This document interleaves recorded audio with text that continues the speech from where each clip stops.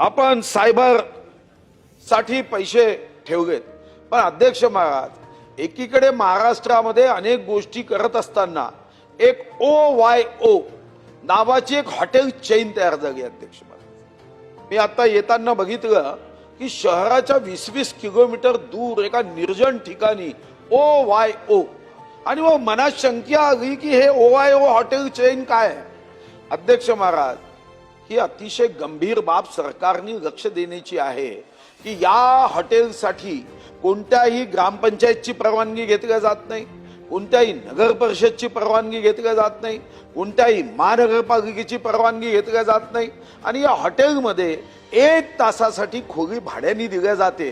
ही कशासाठी दिल्या जाते हा एक पोलीस विभागाच्या अभ्यासाचा विषय आहे की OYOच्या माध्यमातून जर 20-20 किलोमीटर मध्ये कोणीच प्रवासी जाऊन राहत नाही, हा प्रवासी तिथं गेला तर मग त्याचं अर्थशास्त्र कच्चं आहे, कारण जाण्या येण्याच्या टॅक्सीला इतका खर्च येतो, त्यापेक्षा शहरातल्या एखाद्या हॉटेलमध्ये राहणं हे जास्त परवडतं. पण OYO मध्ये जेव्हा जातो तेव्हा खरं तर संस्कृती रक्षकाचं सरकार आहे.